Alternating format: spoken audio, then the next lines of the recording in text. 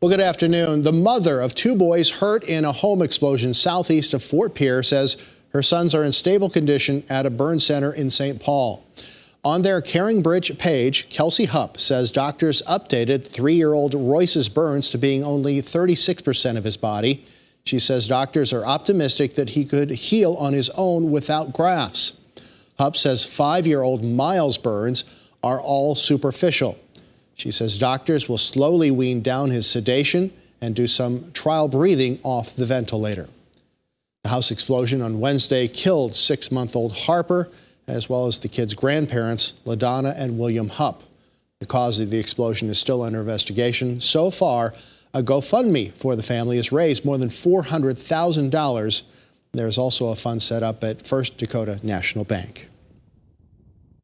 Governor Kristi Noem says higher education is in a state of crisis. She claims many states have, quote, allowed liberal ideologies to poison their universities and colleges. Yesterday, she announced a hotline for people to share their concerns. KELOLAND News called the number this morning, and we're told that the mailbox is already full. When we tried yesterday afternoon, we heard this recorded message. Thank you for calling the South Dakota Board of Regents Whistleblower Hotline. This hotline was created for students and faculty to keep our universities accountable to South Dakota values and be an example to the nation of what good higher education looks like. Please leave your name, university, and phone number before your message in case follow-up is needed. Thank you for speaking up and keeping our universities accountable. Noem is also challenging the South Dakota Board of Regents to take several actions, including removing references to preferred pronouns in all school materials, prohibiting drag shows on campuses, and immediately reviewing all funding sources of university centers and all donations to ensure there is no money from China. The governor's announcement is raising a lot of questions, and we have a team of reporters working on getting you some of those answers. Watch for stories tonight on KELOLAND News and on KELOLAND.com. Well, the collaboration of several law enforcement agencies in South Dakota helped authorities arrest a 25-year-old Huron man for rape. Police say on May 14th, they received a report of sexual assault in the central part of Sioux Falls. Officers sent DNA evidence to a lab in Pierre. They also sent information to other law enforcement agencies across the state to help find the suspect's vehicle. Madison police say they found the vehicle and were able to arrest Ernesto McFarland. Investigators say the DNA evidence was also a match for McFarland. He was arrested for rape and assault with a deadly weapon. He is expected to appear in court this afternoon. Turning now to a first look at your midday forecast with meteorologist Megan Shadow. What's going on out there, Megan? Well, we have plenty of sunshine, warmer temperatures, but that wind is going to be what gets us this weekend. Right now, 76 degrees in Yankton. South winds are at 15 miles an hour. Taking a look at our satellite right now, we do have some clouds over central and western South Dakota. Nothing is falling out of those right now. We're watching a band in Nebraska that could be bringing some rain up through central South Dakota later this afternoon.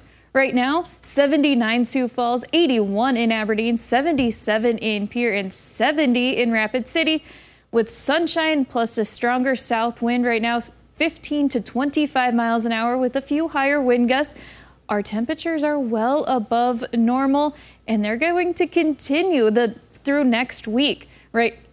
Highs for today, 84 in Sioux Falls, 86 in Aberdeen, 84 in Pierre with a chance to see some rain showers, and 76 with a chance to see thunderstorms this afternoon in Rapid City. With that chance of thunderstorms in western South Dakota, we have a marginal to slight risk that those could become severe. The main risk will be hail and stronger winds underneath the storm. For tonight, partly to mostly clear skies, 59 Sioux Falls, 62 in Aberdeen, 64 in Pierre, and 58 in Rapid City, all with those stronger south winds as we go into tomorrow. 84 Sioux Falls, 87 in Aberdeen, 84 in Pierre, and 79 in Rapid City, where we could see more rain and thunderstorms. This pattern continues through the holiday weekend and into next week. I'll take a closer look in just a little bit. All right. Thank you very much, Megan. Well, as we told you earlier this week, Senators John Thune and Mike Rounds have endorsed Senator Tim Scott in his bid to win the Republican nomination for president. The South Carolina senator launched his campaign this week We spoke with both senators about why they are supporting Scott. You know, he's a man of not only deep faith and character, but tremendous optimism, record of accomplishment, great personal story. And I know biographies don't win presidential elections, but if you look at, you know, what his vision, how he talks about it, how he articulates it, I think it's incredibly inspiring. He brings the opportunity to share a message very similar to the way that President Ronald Reagan was able to do. He does it in a fashion that's not threatening, but rather brings you together with others. He talks about our country as being that shining city on the hill once again, the place where everybody wants to come to, the place that is an example for others. According to polling, Scott currently trails Republican frontrunners Donald Trump and Ron DeSantis by a considerable margin, so far claiming only 2% of the support. Well, South Dakota Attorney General Marty Jackley is praising the U.S. Supreme Court's decision to limit the federal government's authority regarding the Clean Water Act. South Dakota was part of the lawsuit that led to the court's ruling. 24 states says the proposed rule would redefine navigable waters to include ponds, streams, ditches, and other bodies of water that would be placed under the Clean Water Act. Jackley claims this would have created an undue burden on farmers and developers. The Natural Resources Defense Council said that the ruling will make people's lives worse by enabling the destruction of and pollution of wetlands. A local sprint car driver has been turning laps for more than half a century. A resident of Junius, South Dakota, just west of Madison, Chuck McGovry is entering his 51st season of racing. Chuck got his start in the sport hanging around the shop with his dad, who built stock cars for drivers across the country. Just kind of grew up around racing and haven't really noticed that I was getting any older. Just having fun doing it. All right. Chuck finished 6th in the B feature at Houston Speedway last Sunday. We'll share his advice for up-and-coming sprint car drivers tonight on KELOLAND News.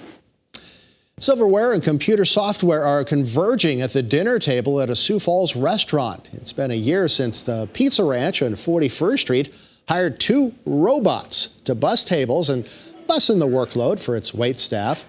The robots, nicknamed R2-D2 and C-3PO, are programmed to scoot around the restaurant so workers can load them up with dirty plates.